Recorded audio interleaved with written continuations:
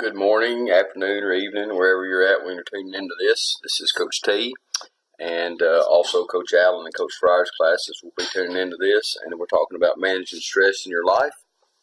It's chapter 9 in our text, although you no longer need that text. We're going to work you through right here. The biggest thing to understand as we go through this chapter that stress is not avoidable, that it's going to be a part of your life. It's a part of an infant's life. And it's a part of an adult's life, so it's with us. But I think the goal is here to figure out how to manage that stress, obviously, as the title indicates, but also how to turn that into positive and use it as a positive in our everyday lives. So if you've got your pencil and paper going, we'll get rolling. First, we're going to talk about the different terms related to this section, and obviously you can't identify a stress chapter without defining stress. So I would invite you right now to go ahead and open up Google or anything that's a search engine and find the definition of stress. We will cover this in a later slide, but go ahead and find that right now and jot down the definition for stress. If you need to pause this video at any time, feel free to do so and write that down. Next is distress. As a matter of fact, I'll save you the trouble of clicking around, and I'll just tell you right now, distress is defined as negative stress. Obviously, you've got a workable definition when you're talking about stress, and then from that, distress is negative stress. So if you want to write that down, now it'll save you the trouble from having to search for it. And then if distress is negative stress, then eustress, silent E right there, is positive stress. So eustress is positive stress. Now, we will obviously go into more depth in just a minute on these words and terms, but those are the basic definitions of those two. A stressor, you can define this. Again, click on and define this. I'll let you look this one up. I promise you it will be in a later slide. If you want to skip that right now and just give yourself some space, that's fine. We will identify this in just a few minutes. And then we're going to go into these different stages of stress, and this is, we'll cover this later, but if you want to just jot down the word right now and sort of remind yourself that you need a definition for it later. The first stage is alarm, the second stage is, the second stage is not adrenaline. That's part of the alarm stage, but write that word down too. It's not imperative that you know it, but it wouldn't hurt. There's the second stage, resistance, and then fatigue. So this is the actual stress response system that we're going to go over. But again, we're sort of covering our bases and overview right now. I don't care if you look every one of these up as we're talking, but I promise you we'll get back to these in a later slide. This is not a very long chapter, but I do feel like it's a very important chapter, and I think it's good to have early in the year. That's why we're sort of placing it here, so that as school sort of starts and gets going, if there's anything that presents itself as stressful, you've got a plan to combat it, and again, the goal is to make it better. Some concepts here, you don't have to write these down, but just sort of let you know what we're looking at. Responses are different for every individual as far as stress goes. It can change from situation to situation. So it can be individualized, personalized, but also the situations can make stress response different. And so I think another way to look at that is that there's not one avenue to correcting or fixing a stressful situation. There's a lot of different ways we can sort of attack this, and I'll try to give you as many as possible in the next few minutes. Concept 2, managing stress can affect mental, emotional, and physical health. So you've got the health triangle, and you're looking at all three of the big ones right there, mental, emotional, and physical. So obviously if stress can affect all of those, we need to know what it is. We need to know how to define it. We need to know how we use it in our everyday lives, and then hopefully how we can combat stress. And again, I know I sound like a broken record here, but I just want to reiterate that it's not all bad, and that we can use this to help us in goal achievement and those kind of things. So, as we get started here, it's first most important to identify the different types of stress. So there's two different types. I've already kind of touched on this. The first of which is distress, D-I-S, stress. And I know you know the prefix dis is associated a lot of times with negativity, disappointment, disapproval, disdain, words like that. Obviously have a negative connotation usually. And so it's a good word association thing for you here to know that distress is negative stress. If you want to add to your definition, it actually is a result of too much pressure or trauma without dealing with it. And it gives an example of having too much homework. So distress is a result of too much pressure or trauma without dealing with it.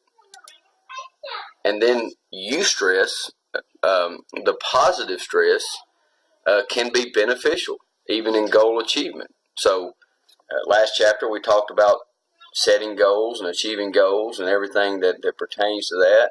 In this chapter we're talking about how stress can actually enable you to do better with those goals. So my most important goal, and as teachers in Lifetime Wellness, our most important goal is to help you understand that stress is not a bad word, and that it can actually, if it's done right and managed correctly, can help you.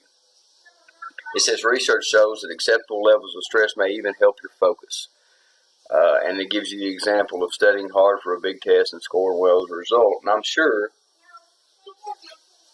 at some point all of you have experienced this, or hopefully that you have in the past. So stressors are basically, now this is not Webster's, this is Coach T crude definition, but stressors are things that stress you out.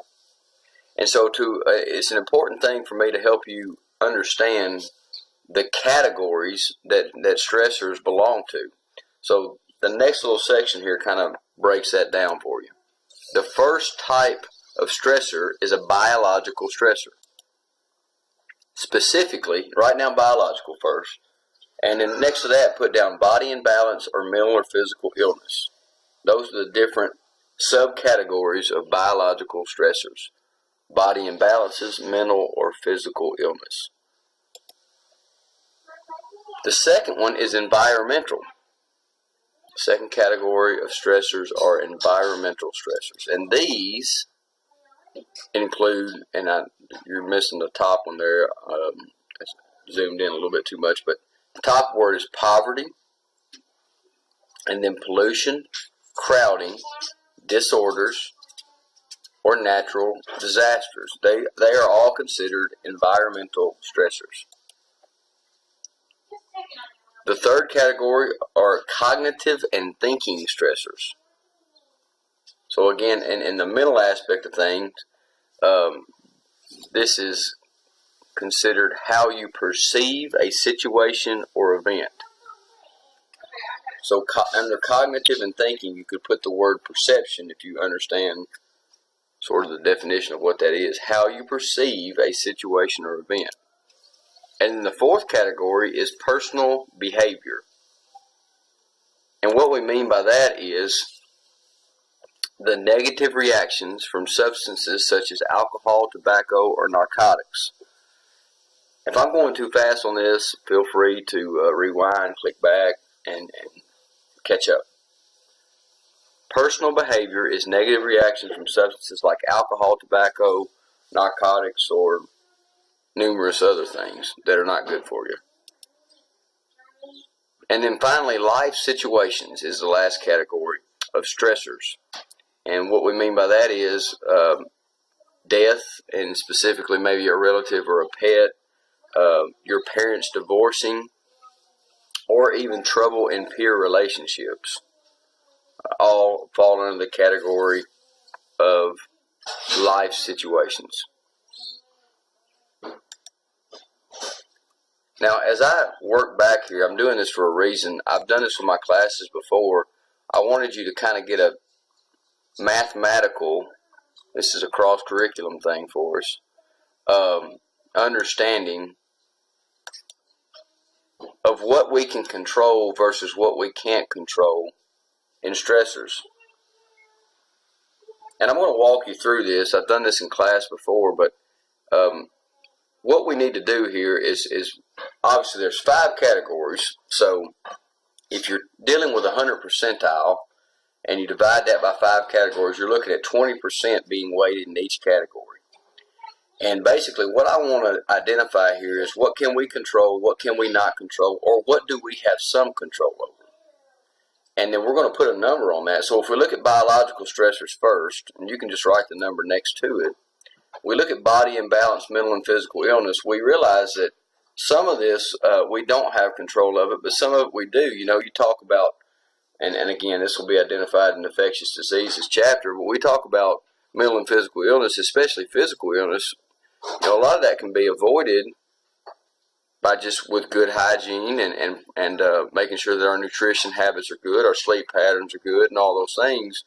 You know, every study has indicated that that's a good thing. So you could almost say, again, if this entire category is 20%, you could almost say that we could prevent 10% of that. And I hope that you have that you're in agreement with that.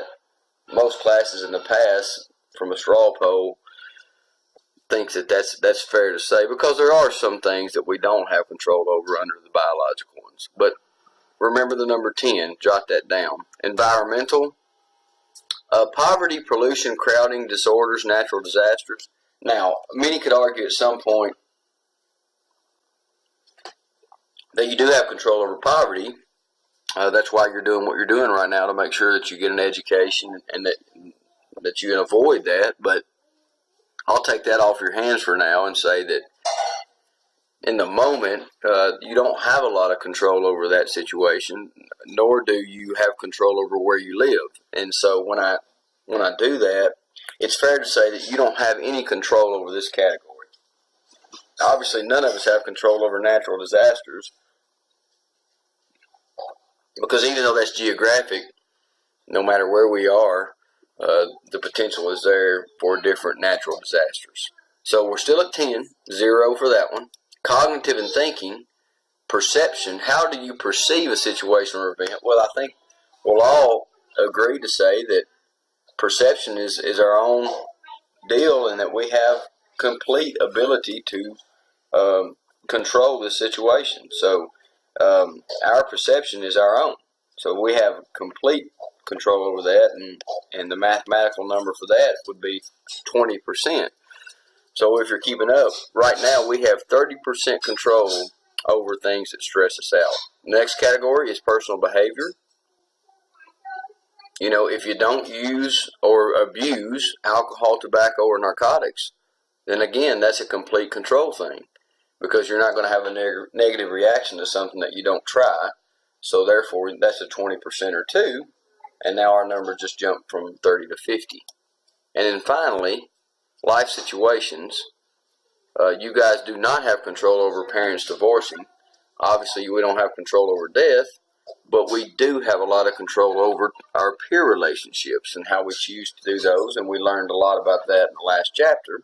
So if we're applying that, then we know that we do have some control over that.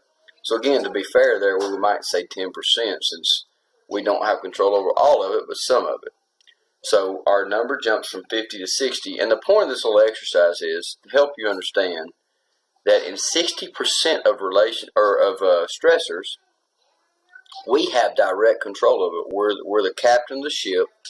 It's our responsibility, and I think that's empowering to know that, and that we have control over 60% of the things that stress us out.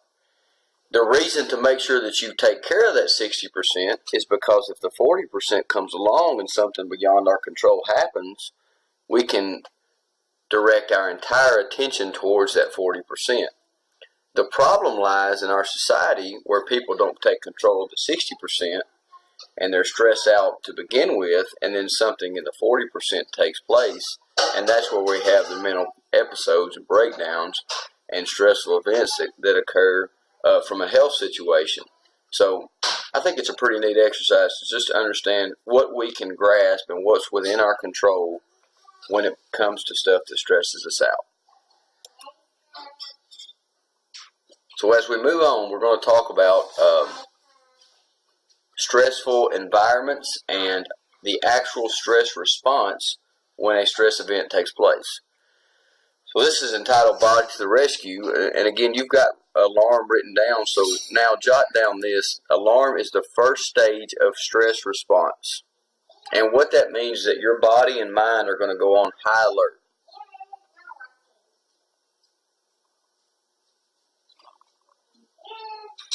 After that takes place, resistance takes place. That's stage 2.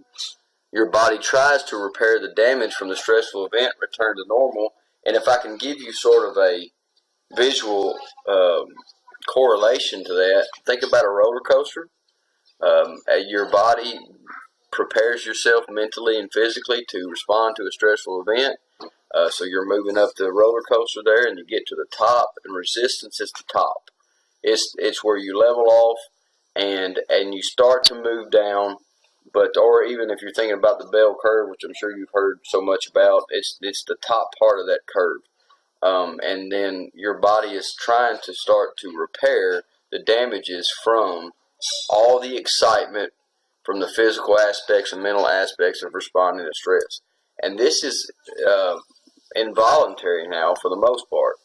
Although I have told students in the past, you can trick your mind into stress response by trying to relive a past event, and people do that sometimes to get better performance when they're training with weights or conditioning and those kind of things. But it's important to be careful about that because of stage 3, which is fatigue. In stage 3 of fatigue, it results in a tired feeling that lowers your level of activity. So when you're trying to identify if you're in fatigue or not, you have to look at the physical and pathological and physiological results that come from fatigue.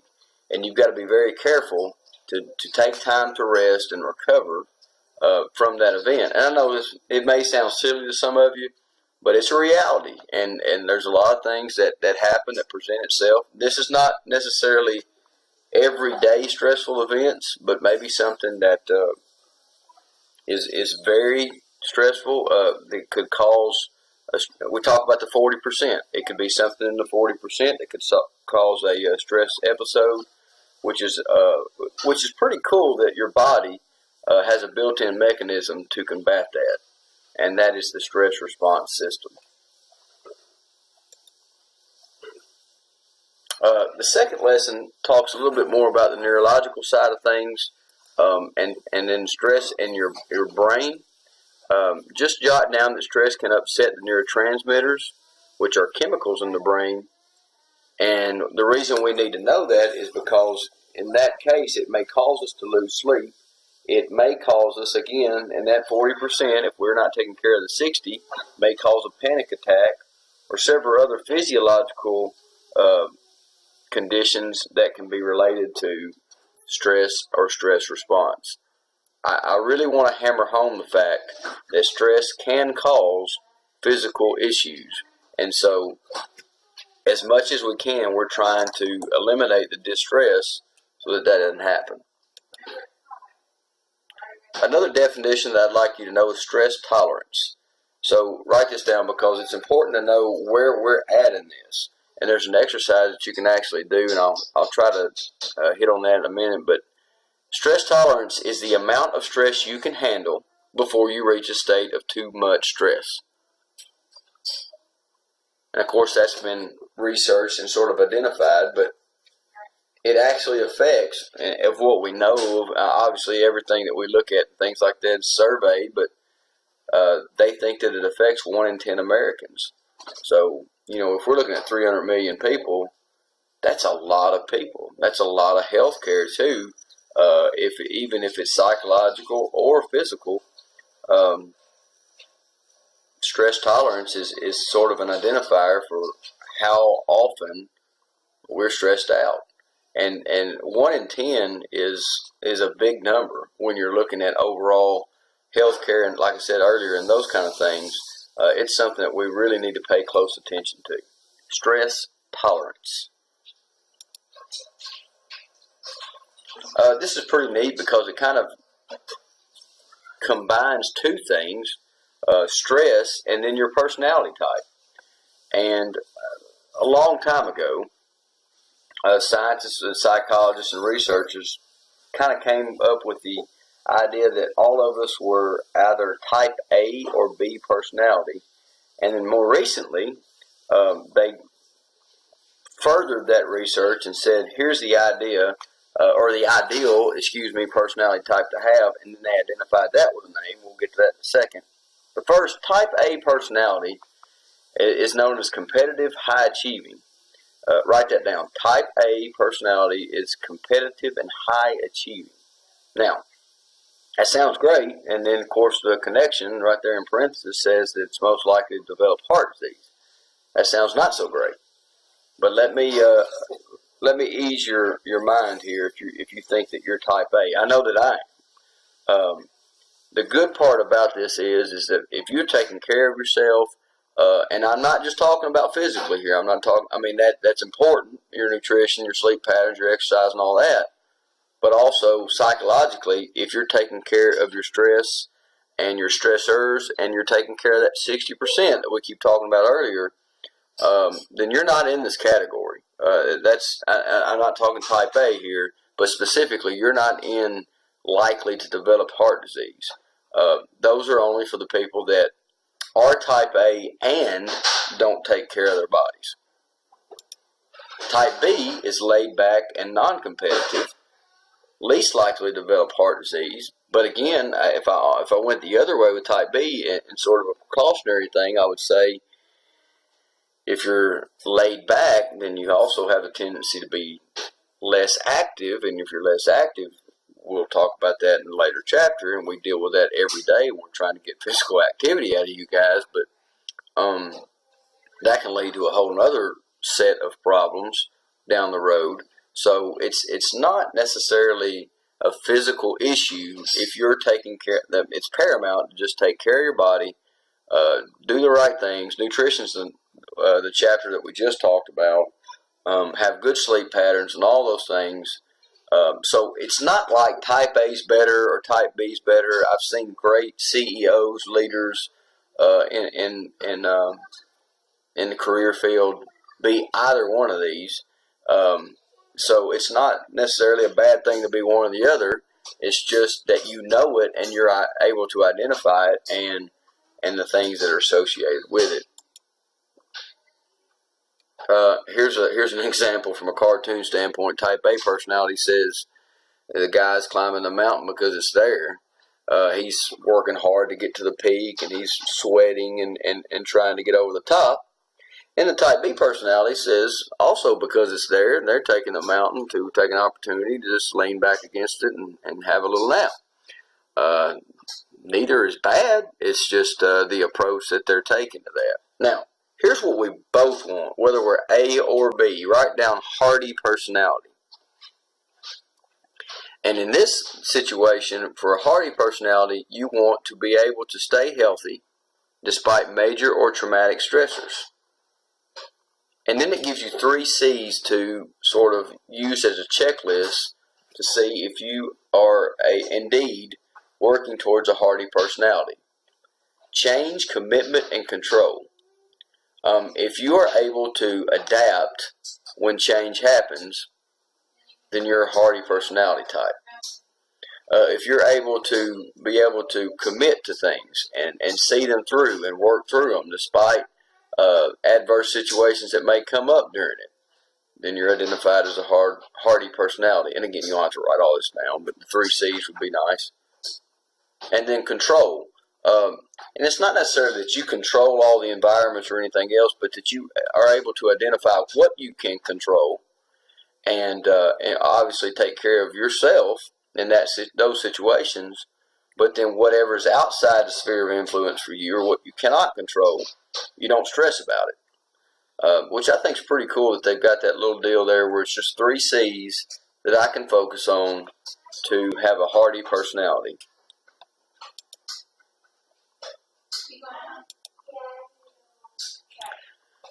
The next part of this is stress and the body and mind connection. And I know you math people are loving this because I'm going to talk a little bit more math here.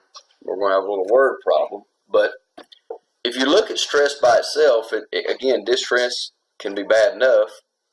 And if you look at some of these categories by themselves, they can be bad enough, but both of them can be manageable. The problem is when you combine the two and you're not able to do anything about it, or you're not willing to do anything about it would be more accurate. Stress plus high blood pressure equals heart disease and stroke. Not automatically, not immediately, but possibly over time.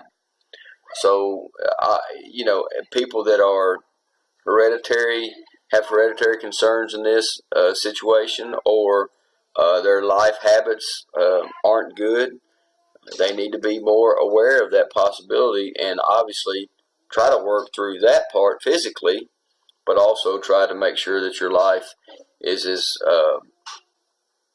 free of stress as possible, and that you're working towards the 40% and not the 60%, or that you're taking care of the 60%. Then there's headaches and stress. Everybody's got headaches, but when you combine stress with that, you can take it from mild to migraine. And I'm sorry, I should have said write these down. Just jot down these examples. But side effects include a loss of coordination or mood changes. And that, I don't know if you've had a migraine or not, or you dealt with that before, but it can be very painful and can be scary. It can set you back quite a bit. Stress and asthma can take you from, if you're asthmatic and you add stress in with that, then you can have an asthmatic episode, and it can be life-threatening. The immune response with stress. So obviously all of us have immune systems, and if our immune system is already compromised, and then we add stress to that, then it's very hard for us to fight off diseases, and we're more prone to colds and flu and the worst things that are out there that affect our immune system. And then finally, psychosomatic response and stress can lead to sleep, skin, as is stomach, digestive disorders, and headaches. So we want to try to make sure that we eliminate the left side of the equation as much as possible, so that if the right side presents itself, we aren't on the equals to, which can be very dangerous. Again, if you need to go back, feel free to do so. So, talked about a lot of scary stuff. Let's talk about how we manage it. Lesson 3 talks about managing stress. And it tells us the first step to managing stress is just to identify the problem. It's kind of like goal setting. We talk about selecting a goal. You need to write down or talk about what it is that is stressing you out. It could be one clear-cut stressor, now that you know what the categories are, or it could be a combination of them. After that, how do I manage it? Well, first, I want to eliminate it, obviously, if at all possible. I want to take care of the 60%. If it's in the 40%, then I want to manage it from a standpoint of making sure that I surround myself with the right people, that I'm taking care of my physical body, and that I'm working through these things with patience and trying to do it a day at a time, and not trying to take care of it all at once or by myself. And then also, we go back to cognitive and thinking. How do I perceive the situation, and how do I react to the stressor?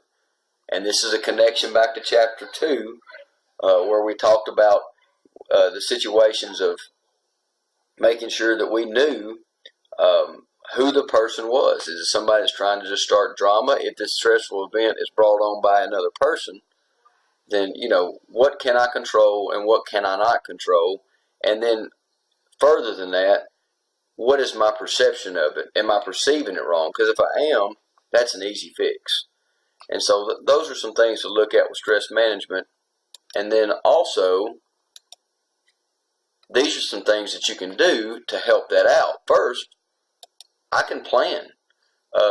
it says if you write down the word planning, but it says if you plan well, then you've got less stress. You come into situations well prepared, which adds to your confidence, your ability to cope with the unexpected, and to deal with change. So planning is a huge proponent for stress management. Be prepared. And then rechanneling your energy. We've touched on this in the earlier chapter, but redirect your energy or transfer your energy to something that is productive that you need to do anyway. Wash the car. Or it doesn't have to be anything that's completely physical. You can also just listen to soothing music. A lot of people talk about doing yoga, different things like that to try to help exercise, obviously. Just redirect your energy to something that is going to obviously help you in the long run and sort of take your mind off the thing that's stressing you out. That's a rechanneling of energy. Relax and laugh. This is the yoga thing again. Deep breathing, thinking pleasant thoughts, repetitive exercise, and stretching. Make sure that you carve out time in your calendar to do this on a daily basis, and you will be shocked at how much you can eliminate a lot of this. Or at least manage it if you can eliminate it. And then time management is also very important. Talk to someone. Don't try to go at it alone. Make sure that you're talking to someone that's going to hold you accountable and that's going to continue to ask you questions and try to be there for you and support you. Speaking of support, you can do support groups. It doesn't make you crazy. It doesn't have to be specific support groups either, where it's something that you've got to identify, look up online and go to and those kind of things. That's fine, but it can be informal too, where you can share with your friends and they can share with you. And I don't know if you've been in that situation, but I have, and anytime you can do that, you always come out of that feeling better because you realize you're not by yourself in these situations.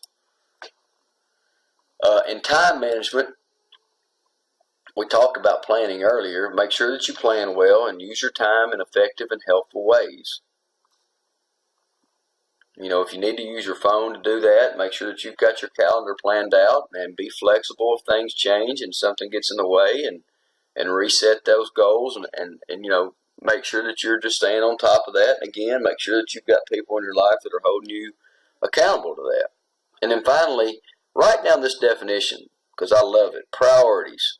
Priorities are goals, tasks, or activities that you judge to be more important to do than others. Goals, tasks, or activities that you judge to be more important to do than others. If you'll prioritize your day, it really kind of alleviates a lot of the stress in your life because you understand that there are certain things that you need to get done and there are other things that you want to get done. And it's imperative that you work on the things that you need to get done first. And then if there's extra time left, of course, you can work on the things you want to get done. But in the long run, you're not building and compounding that stress and carrying it over to the next day. And you're doing a great job managing your stress this way. So priorities. And then the last little deal here is talking about coping with loss. And I know this sounds bad, but stay with me. It's not all bad. And as a friend or family member or anything like that, it's very imperative that you know how to help someone else, even if it's not you specifically with the issue. There are many different types of losses, it says. You don't have to write this down. Sort of an explanation and background. Varying from losing an athletic event, breaking up with a girlfriend or boyfriend, moving, or actual death. Everyone experiences loss. How we deal with it is the key. So do write this down. The different stages of loss. The first stage of loss is denial. And in the denial stage, they can't or won't believe that this has happened. Calvin says it's not denial. I'm just very selective about the reality that I accept. Well, it is denial, Calvin. And it's not necessarily bad. We just can't stay in that phase. So if you have a friend that is in prolonged denial, that's when you try to make sure that you're helping out and then seeking professional help if it's something that you can't do on your own. The second stage is anger. Sounds bad. Not in the stages of loss, as long as it's in a specific amount, or not, I shouldn't say specific, as long as it is in a healthy amount of time and they move on to the next stage. In this stage, you're going to see people become critical, demanding, or uncooperative. And again, what you need to realize, whether it's yourself or a friend, this doesn't make you crazy. It doesn't make you mad or mean, or it does make you mad, but it doesn't make you a bad person. But it's a reality that scientists and psychologists and doctors have realized that is part of the stages of loss that get you through to the last stage, which I promise is a good one. The third stage, you really have to focus on, because otherwise you'll think that you are going crazy or that your friend or family member is, but it's called bargaining. And in the bargaining stage, a person prays or makes promises to change if only they could change the event, or it says the event, or if it, in the case of death, if the person can be returned to them. And again, that sounds a little bit cuckoo. It's not. It's almost encouraging for people to realize that this is something that's actually normal, as long as it's not prolonged. And again, I know I'm saying that over and over again, but that's the reality. This is what we do. The fourth stage is depression. Depression is not bad as long as it's not moving over to clinical depression. In depression, the person becomes silent and withdrawn, and they have a deep sadness. Obviously, if there's a stage of loss, if something has happened, this is how we deal with it. And again, it doesn't mean that it's unhealthy.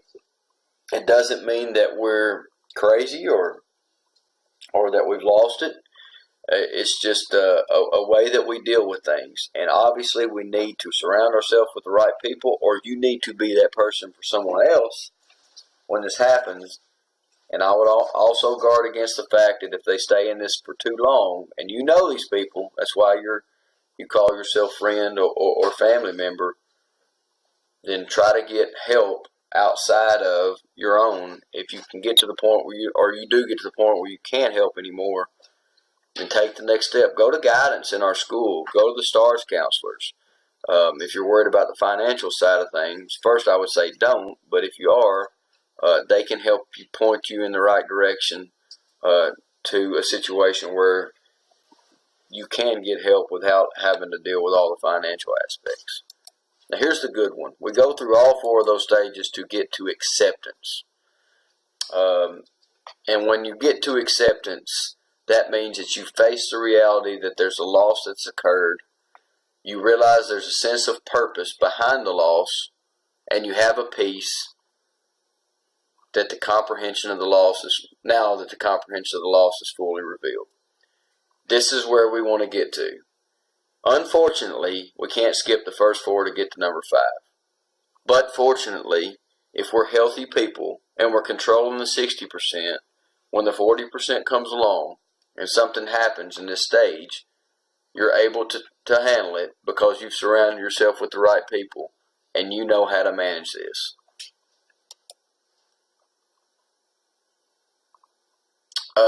You're not going to have to do my extra today because I obviously haven't passed out textbooks, but we are going to talk about one thing that I want you to do as your project for this chapter. So if you've tuned out on me, tune back in for this. All right. The last thing that I want you to do, and you can jot this down in your notes as a reminder of what to do, is I want you to keep a stress journal for 1 week. And when I say 1 week, I mean 5 days.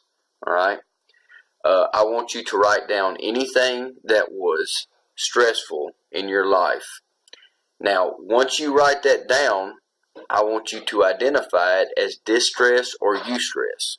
Remember, you may not be able to initially identify it as one or the other, because you may take 24 hours to see where that stress led you.